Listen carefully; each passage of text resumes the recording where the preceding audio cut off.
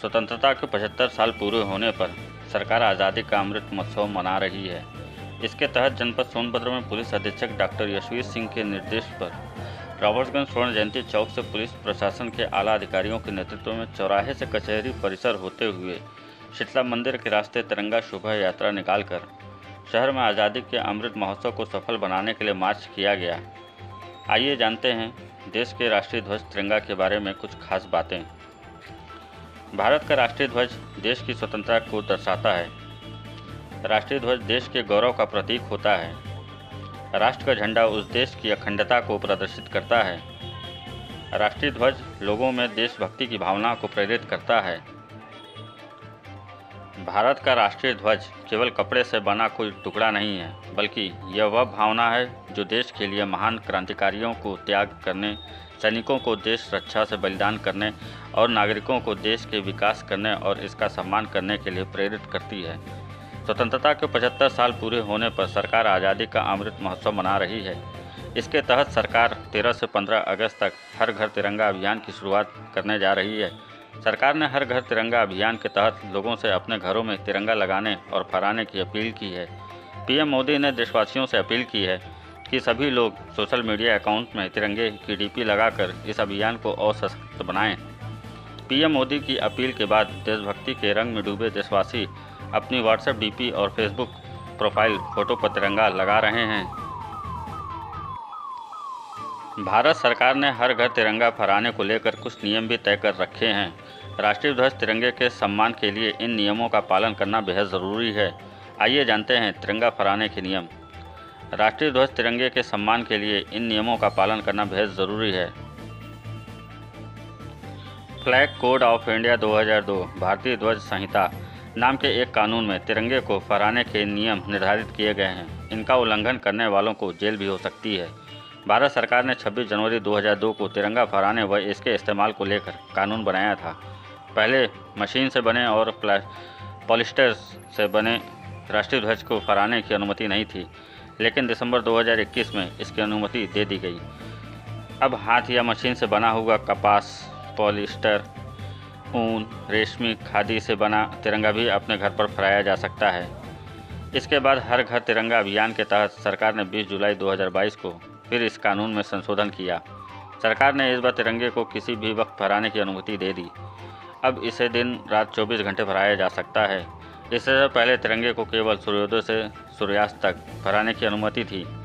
एक नियम यह भी है कि झंडे का आकार आयताकार होना चाहिए।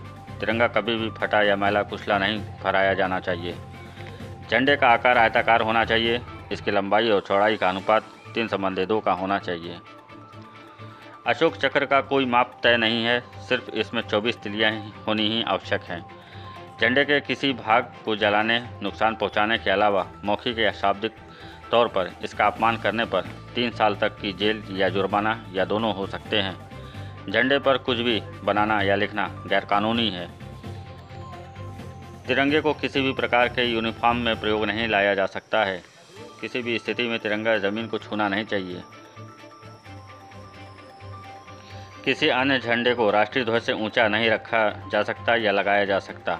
भारत का ध्वज देश की राजनीतिक और सामाजिक संस्कृति को दर्शाता है। देश के सभी नागरिकों को राष्ट्रीय ध्वज एकजुट करने का कार्य करता है। एक ध्वज राष्ट्रीय एकता और सद्भावना को पोषित करता है। भारत के ध्वज में देश की संस्कृति, सभ्यता और इतिहास झलकता है। भारत का राष्ट्रीय ध्वज देश की विविध संस्कृति में एकता को प्रदर्शित करता है। राष्ट्रीय त्योहारों पर हम देश की शान में अपने ध्वज को फहराते हैं। सभी नागरिक नहीं लगा सकते हैं गाड़ी में तिरंगा। जानिए कानून। भारतीय झंडा सहित 2002 के मुताबिक आम नागरिकों को अपने वाहन पर तिरंगा लगाने की इजाज़त नहीं है। सिर्फ राष्ट्रपति, उपराष्ट्रपति, प्रधानमंत्री, मंत्री, राज्यपाल, मुख्यमंत्री और लोकसभा अध्यक्ष समेत कुछ चुनिंदा लोग ही अपनी गाड़ी में तिरंगा लगा सकते हैं। हिंदुस्तान के राष्ट्र ध्वज तिरंगे को फहराने का हर नागरिक का मौलिक अधिकार है, लेकिन सभी नागरिक अपने वाहन पर इस तिरंगे को नहीं लगा सकते हैं। भारतीय झंडा संहिता 2002 के मुताबिक सिर्फ संवैधानिक पदों पर बैठे कुछ चुनिंदा लोगों को ही अपने वाहन में तिरंगा फहराने की इजाज़त है। साल 2004 से पहले तक सिर्फ सरकारी विभागों, कार्यालयों और शैक्षणिक संस्थानों में ही तिरंगा फहराने की इजाज़त थी, लेकिन साल 2004 में भारत सरकार बनाम नवीन जिंदल मामले में सुप्रीम कोर्ट ने कहा कि हर हिंदुस्तानी को तिरंगा फहराने का मौलिक अधिकार है। यह अधिकार सभी नागरिकों को संविधान के अनुच्छेद 19 के तहत दिया गया है। इसके बाद से सभी नागरिकों को तिरंगा फहराने का अधिकार मिल गया। हालांकि अब भी नागरिक अपनी गाड़ी पर तिरंगा लगाकर नहीं घूम सकते। अगर कोई आम नागरिक अपने वाहन पर तिरंगा फहराता है तो वो गैरकानूनी है। ऐसे लोगों के खिलाफ कार्रवाई की जा सकती है। वाहन के अलावा रेलगाड़ी, नाव और वायुयान के ऊपर, बगल या पीछे तिरंगे को नहीं फहराया जाएगा। अगर कोई ऐसा करता है तो यह गैरकानूनी होगा। आइए जानते हैं कि आखिर किन लोगों की अपनी गाड़ी में तिरंगा फहराने का अधिकार मिला है। कौन अपनी गाड़ी में लगा सकता है तिरंगा? पहला, राष्ट्रपति। दूसरा, उपराष्ट्रपति। तीसरा, राज्यों के राज्यपाल और केंद्र शासित प्रदेशों के उपराज्यपाल। चौथा, विदेशों में नियुक्त भारतीय दूतावासों और कार्यालयों के अध्यक्ष। पाँचवां, प्रधानमंत्री, केंद्रीय कैबिनेट मंत्री, केंद्रीय राज्य मंत्री और केंद्रीय उप मंत्री। छठवां, राज्यों और केंद्र शासित प्रदेशों के मुख्यमंत्री, कैबिनेट मंत्री, राज्य मंत्री और उप मंत्री। सातवां, लोकसभा अध्यक्ष। आठवां, राज्यसभा के उपसभापति। नौवां, लोकसभा के उपाध्यक्ष। 10वां, राज्य विधान परिषदों के सभापति। 11, राज्य और संघ शासित क्षेत्रों के विधानसभाओं के अध्यक्ष। 12वां, राज्य विधान परिषदों के उप सभापति। 13, राज्यों और केंद्र शासित क्षेत्रों की विधानसभाओं के उपाध्यक्ष। 14, भारत के मुख्य न्यायमूर्ति। 15, सुप्रीम कोर्ट के न्यायमूर्ति। 16, हाईकोर्ट के मुख्य न्यायमूर्ति। 17, हाईकोर्ट के न्यायमूर्ति। 18, अगर कोई विदेशी अतिथि भारत सरकार द्वारा उपलब्ध कराई गई कार में यात्रा करता है तो राष्ट्रीय ध्वज उस कार की दाईं ओर लगाया जाएगा, जबकि उस विदेशी अतिथि के देश का झंडा कार के बाईं ओर लगाया जाएगा। 19, जब राष्ट्रपति देश में ही विशेष ट्रेन से यात्रा करते हैं तो जिस स्टेशन से ट्रेन रवाना होगी वहां ड्राइवर के केबिन पर प्लेटफॉर्म की ओर राष्ट्रीय झंडा तब लगाया जाएगा जब गाड़ी वहां खड़ी रहेगी। अगर राष्ट्रपति, उपराष्ट्रपति, प्रधानमंत्री विदेश यात्रा करते हैं तो उस विमान पर राष्ट्रीय ध्वज लगाया जाएगा। इसके अलावा जिस देश की यात्रा की जा रही है तो उस देश का भी झंडा साथ में लगाया जाएगा। राष्ट्रपति देश में किसी विमान से यात्रा या दौरा करते हैं तो भी उनके विमान में तिरंगा लगाया जाएगा। साल 2002 से पहले राष्ट्रीय ध्वज को आम लोग सिर्फ स्वतंत्रता दिवस और गणतंत्र दिवस में ही फहरा सकते थे, लेकिन साल 2002 में इंडियन फ्लैग कोड में परिवर्तन किया गया, जिसके तहत कोई भी नागरिक किसी भी दिन झंडे को फहरा सकता है। झंडा अगर फट जाए या फिर मैला हो जाए तो उसे एकांत में मर्यादित तरीके से नष्ट करना चाहिए। तिरंगा समय के साथ हवा से या किसी अन्य कारण गंदा हो जाए या फट जाए तो ऐसी स्थिति में निस्तारण बहुत ही सावधानी से करना चाहिए। निस्तारण के 2 तरीके हैं। गाइडलाइन के अनुसार राष्ट्रीय ध्वज के निस्तारण के 2 तरीके हैं, एक दफन करना और दूसरा जलाना। बेहद गंदे या किसी कारण फट गए राष्ट्रीय ध्वज को दफन करने के लिए लकड़ी का ही बॉक्स लेना होगा। इसमें तिरंगे को सम्मानपूर्वक तह लगाकर रखना होगा, फिर बहुत ही साफ स्थल पर ज़मीन में दफन करना होगा। इसके बाद उस स्थान पर 2 मिनट तक मौन खड़े रहना होगा। दूसरा तरीका जलाने का है। इसके लिए साफ स्थान पर लकड़ी रखकर उसमें आग लगानी होगी। अग्नि के मध्य इसे सम्मानपूर्वक तह लगाकर डालना होगा, किनारे से नहीं। नियम इसलिए बनाए गए हैं क्योंकि राष्ट्रीय ध्वज हमारा गर्व है। तिरंगे में मौजूद केसरिया रंग साहस और बलिदान का प्रतीक माना जाता है। सफ़ेद रंग शांति और सच्चाई का प्रतीक है, जबकि हरा रंग संपन्नता का प्रतीक है। अशोक चक्र धम्र चक्र का प्रतीक है। तिरंगे को पिंगली वेंकैया ने डिज़ाइन किया था। हर भारतवासी के लिए उसका देश और तिरंगा सर्वोपरि होना चाहिए। आज हम जिस अखंड भारत में रहते हैं उसका नींव भारत के राष्ट्रीय ध्वज ने ही रखा है। कई राज्यों और खंडों में बटे भारत के एक झंडे ने ही एकजुट कर दिया और विश्व के बड़े लोकतांत्रिक देश में हमें स्थान दिया। हमारा झंडा हमारी विरासत है, हमें इसका संरक्षण करना चाहिए। यह तिरंगा ही है जो विश्व में हमें सम्मानजनक पहचान दिलाता है।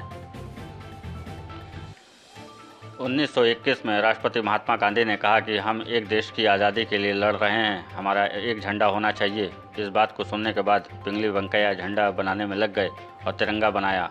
तिरंगे को 3 रंगों में बनाया गया, जिसमें हर रंग का अपना एक अलग अर्थ था।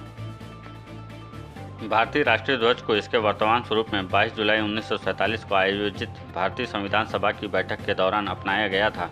जो 15 अगस्त 1947 को अंग्रेज़ों से भारत की स्वतंत्रता के कुछ ही दिन पूर्व की गई थी। इसे 15 अगस्त 1947 और 26 जनवरी 1950 के बीच भारत के राष्ट्रीय ध्वज के रूप में अपनाया गया। हमारे लिए तिरंगा बेहद महत्वपूर्ण और गौरव का विषय है। इस नाम के पीछे की वजह इसमें इस्तेमाल होने वाले 3 रंग हैं, केसरिया, सफ़ेद और हरा। इसके मौजूदा स्वरूप का विकास भी कई पड़ावों में हुआ है। अभी जो तिरंगा फहराया जाता है उसे 22 जुलाई 1947 को अपनाया गया था। तिरंगे को आंध्र प्रदेश के पिंगली वेंकैया ने बनाया था। किसी मंच पर तिरंगा फहराते समय जब बोलने वाले का मुंह श्रोताओं की तरफ हो तब तिरंगा हमेशा उसके दाहिनी तरफ होना चाहिए। बताया जाता है कि भारत के राष्ट्रीय ध्वज में जब चरखे की जगह अशोक चक्र लिया गया तो महात्मा गांधी नाराज़ हो गए थे। रांची का पहाड़ी मंदिर भारत को अकेला ऐसा मंदिर है जहां तिरंगा फहराया जाता है। 493 मीटर की ऊंचाई पर देश का सबसे ऊंचा झंडा भी रांची में ही फहराया गया है। 29 मई 1953 में भारत का राष्ट्रीय ध्वज तिरंगा सबसे ऊंची पर्वत की चोटी माउंट एवरेस्ट पर यूनियन जैक तथा नेपाली राष्ट्रीय ध्वज के साथ फहराता नजर आया था। इस समय शेरपा, तेंजिंग और एडमंड माउंट हिलेरी ने एवरेस्ट फतह की थी। आम नागरिकों को अपने घरों या ऑफिस में आम दिनों में भी तिरंगा फहराने की अनुमति 22 दिसंबर 2002 के बाद मिली। तिरंगे को रात में फहराने की अनुमति साल 2009 में दी गई। पूरे भारत में 21 गुणे 14 फीट के झंडे केवल 3 जगह पर ही फहराए जाते हैं। कर्नाटक का नारगुन किला, महाराष्ट्र का पन्हाला किला और मध्य प्रदेश के ग्वालियर जिले में स्थित किला।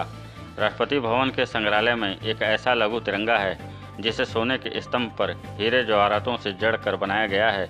भारत के संविधान के अनुसार जब किसी राष्ट्र विभूति का निधन होने और राष्ट्रीय शोक घोषित होने पर कुछ समय के लिए ध्वज को झुका दिया जाता है, लेकिन सिर्फ उसी भवन का तिरंगा झुकाया जाता है जिस भवन में उस विभूति का पार्थिव शरीर रखा है। जैसे ही पार्थिव शरीर को भवन से बाहर निकाला जाता है वैसे ही ध्वज को पूरी ऊंचाई तक फहरा दिया जाता है।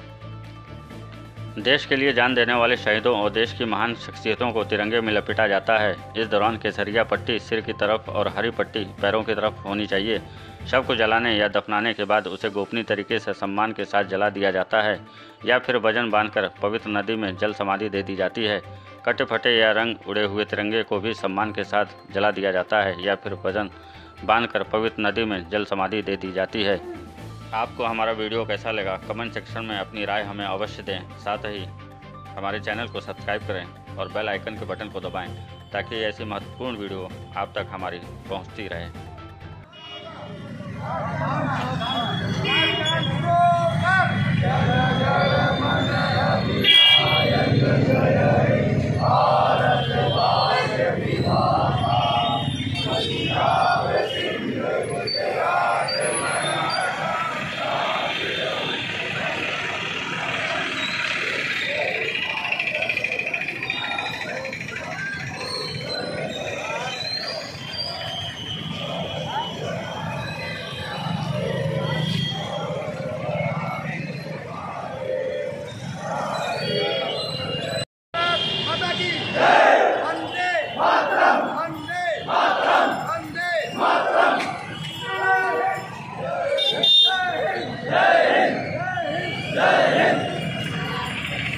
जवानों और अधिकारियों के साथ लगभग 200 की संख्या बल के साथ हम लोगों ने पूरे शहर का रावर्ट्सगंज कस्बे के गलियों में, मार्केट में, सब जगह रूट मार्च किया है और ये संदेश देने का प्रयास किया है कि सभी लोग इस आज़ादी के अमृत महोत्सव से जुड़ें और सभी लोगों में राष्ट्रवाद की भावना जागृत हो।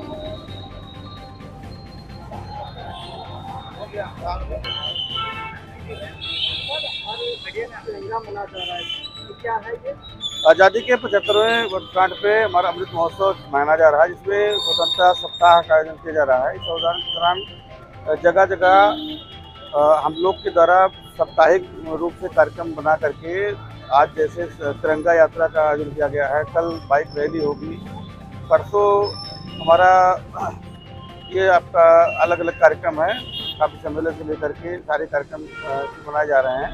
तो आज इस कार्यक्रम का उद्देश्य था कि हम लोग तिरंगा यात्रा के माध्यम से राष्ट्र प्रेम की भावना सबके जागृत करना है और ये लोगों से अपील है कि इस जो स्वतंत्रता सप्ताह में बढ़ चढ़ के भाग लें और हर घर तिरंगा जो कार्यक्रम है अपने अपने घरों में सब लोग को झंडा लगाने के लिए कहा जा रहा है और जिससे कि देश राष्ट्र के प्रति भक्ति भावना जागृत हो, और जो हमारे देश को आज़ाद कराने में जिन स्वतंत्रता संग्राम सेनानियों ने अपना बलिदान किया उनको भी हम लोग याद कर रहे हैं। इसी संदर्भ में आज विभिन्न कार्यक्रम आयोजित किए गए हैं और आगे भी 17 तारीख तक जिला प्रशासन द्वारा अनेक कार्यक्रम आयोजित किए जा रहे हैं।